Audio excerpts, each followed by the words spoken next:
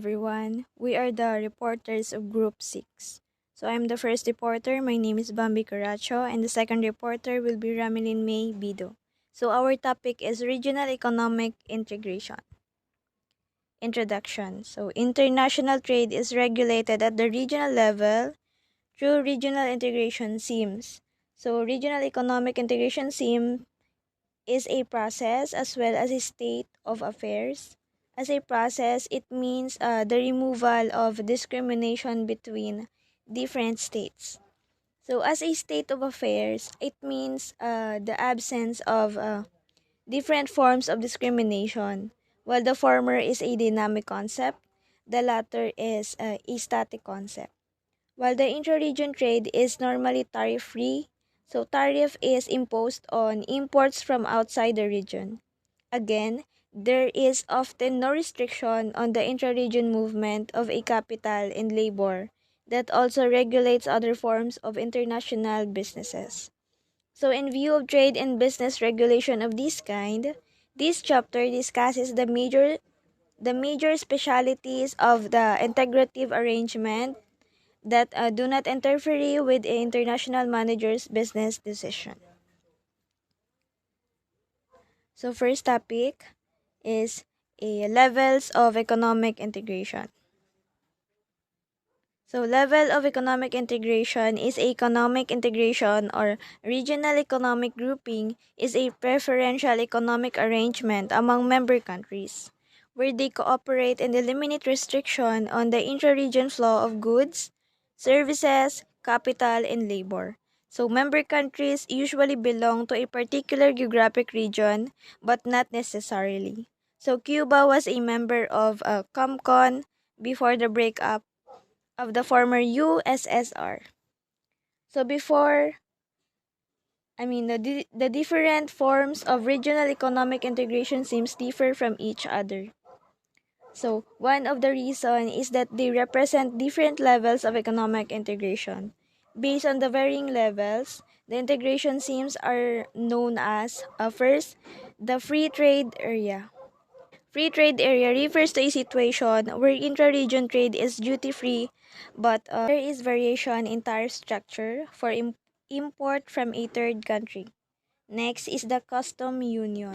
So custom unions refers to free trade within the union along with a uniform tariff structure for import from a third country. The third one was the common market. So common market is a custom union along with the free intra-union movement of factors of production. Then economic union. So economic union is a common market along with a common economic and monetary policy. And lastly, the political union. So political union is a single political sovereignty. So second topic is benefits and cost of economic integration.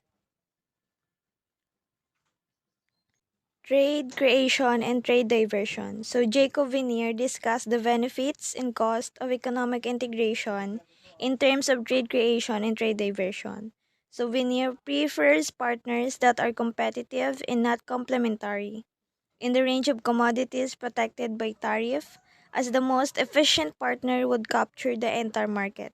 So Miade is not satisfied with Vinier's explanation. So as it does not take into account the loss of revenue to the state exchequer. So Vinier's analysis is limited to inter-country substitution of goods, but Miade, Jurels, and Lipsy believe there is also scope for inter-commodity substitution. So this would be increase the welfare gain and offset any loss from trade diversion. However, if the relative price between the imports from within the region and the imports from a third country moves away from being equal to the real rates of transformation, welfare would decrease. So this is a enter commodity substitution and consumption gain. So next, trade deflection in a free trade area. The theory of customs union may not be applicable to a free trade area as the latter does not have a common external tariff. So this can be lead to trade deflection, which is not problem in customs union, but is a problem in free trade areas. This is why some of the free trade areas have a provision known as the rules of origin, which requires that a certain minimum percentage of the prices of the goods should be represented by the cost of the material product or produced in the region. So, dynamic effect may something outweigh the static effect and help move the term of trade against the union. So, in developing countries, regional integration seems help widen the market, facilitate larger production, and permit large size plants with greater specialization, and which constitution the dynamic elements of growth. So economic integration is a viable alternative as firms are able to supply goods at a low and the export base of the region as a whole widens. Collective self-reliance. Member countries of a regional grouping can develop collective self-reliance through intra-region trade, movement of factors of production, and harmonization of economic policies. This is especially important for developing countries as economic integration provides them with greater strength while bargaining collectively with others.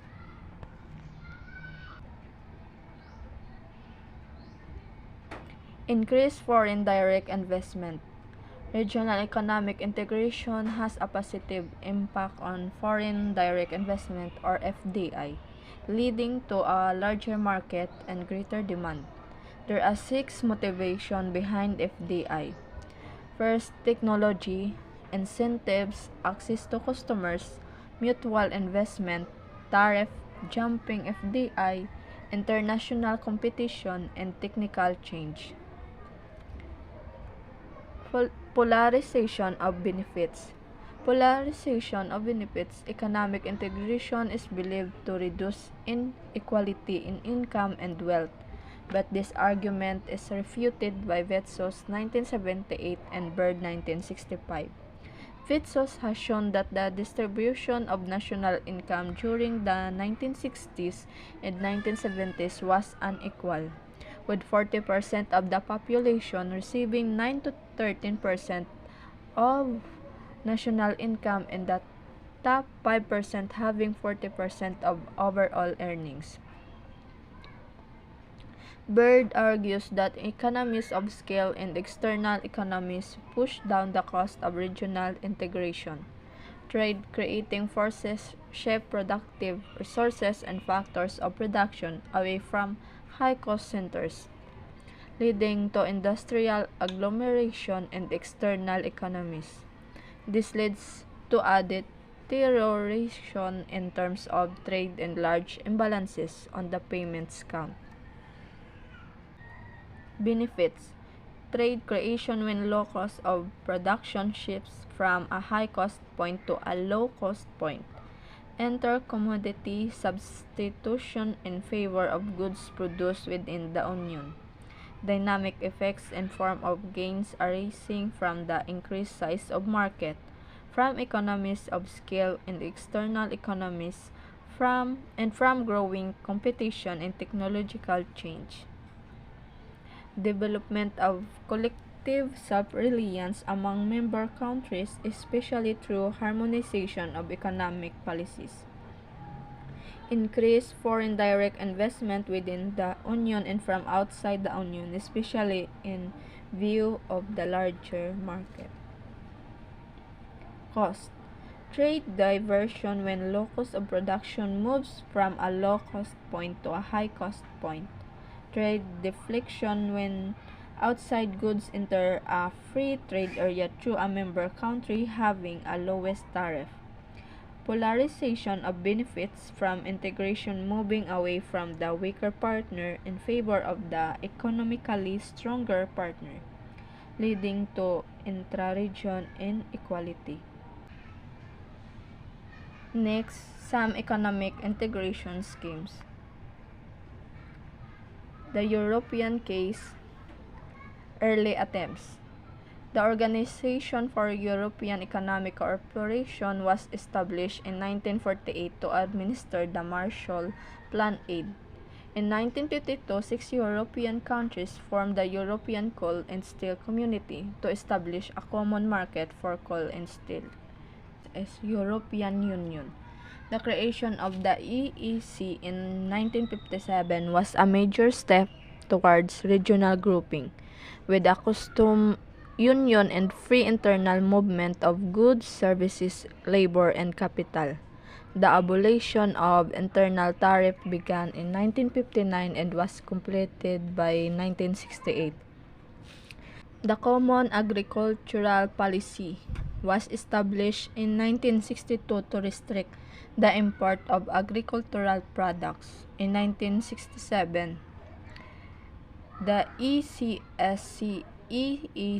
and the European Atomic Energy Community were merged under a new banner of the European Community. Denmark, Ireland, and the United Kingdom joined the EEC in 1973. Greece joined in 1981, Portugal and Spain in 1986, and Australia, Finland, and Sweden in 1995. The size of the European Union increased in 2004 when 10 new countries joined it. In 1987, the Single European Act was implemented to harmonize product standards and remove barriers to internal trade and financial services. European Economic and Monetary Union. Snake in the Tunnel refers to an attempt towards monetary integration among 6 West European nations in 1972, the purpose of which has to narrow the fluctuation in those currencies. Euro has some benefits. First, no transaction cost involved in exchange of currencies. Next, price transparency. Third, no exchange rate exposure and intra-EU trade. Fourth, market imperfections being minimum. Last, no problem and consolidation of accounts by MNCS. European Free Trade Association. The European Free Trade Association was formed in the late 1950s to promote free intra-group trade. Initially, there were 7 member countries: Australia, Denmark, Norway, Portugal, Sweden, Switzerland, and the United Kingdom. However, some left and joined the EU, while a few countries joined EFTA. Today, there are only 4 members: Iceland, Liechtenstein, Norway, and Switzerland. Next, the American and Caribbean schemes. The American continent has seen economic integration schemes, some of which have not been successful, while others have been successful. First, U.S.-Canada Free Trade Agreement. In 1989, Canada and the U.S. signed a free trade agreement to eliminate tariff from bilateral trade in 3 stages. A tribunal was established to settle disputes, and trade rose by over 60% during the first decade. In the 2000s, Canada's trade with the U.S. was as large as 50% of the U.S. GDP. Next, North American Free Trade Agreement. A grouping of 3 member countries came into force in 1994 and has since regained strength. It aims to dismantle trade barriers and liberalize government procurement rules, and the rules concerning trade and services, intellectual property rights, and environment. The US and Canadian firms have reaped advantage from the cheap surplus labor of Mexico, leading to a large flow of investment and intra-union trade. Mexico became the largest user of the U.S. goods, but there are strict local content requirements in case of trade availing of duty-free provisions. Next, Andean Community. The Andean Community was created in 1969 after the Latin American Free Trade Association failed to meet its objectives. Initially, Bolivia, Chile, Colombia, Ecuador, and Peru were its members, but Venezuela joined in 1973. During the first 2 decades, the grouping did not fare well due to political differences, but in 1990, the members planned to create a free trade area, custom union, and common market. The implementation of this decision is only partial, but there has been expansion in trade with the revival of the integration scheme. Southern Common Market. Mercosur was formed in 1991 by Argentina and Brazil, and later expanded to cover Paraguay, Uruguay, Bolivia, and Chile. It implemented common external tariff in 1995 and abolished tariff on intra-group trade in 1996. It is doing well with trade and investment increasing. Central American Common Market. The CACM was created in 1960 by the Treaty of Managua, with Costa Rica, El Salvador, and Guatemala, Honduras, Nicaragua, and Panama as its members. Since 1991, the member countries have focused on industrial deregulations, harmonization of economic policies, and trade liberalization. Free Trade Areas of Americas. The scheme will cover the entire American continent from extreme north to extreme south, making it the largest regional grouping in the world. Caribbean Community and Common Market. CARICOM was created in 1973 to promote free movement of factors of production and tourists within the region, with some member countries eliminating tariffs and establishing a common external tariff.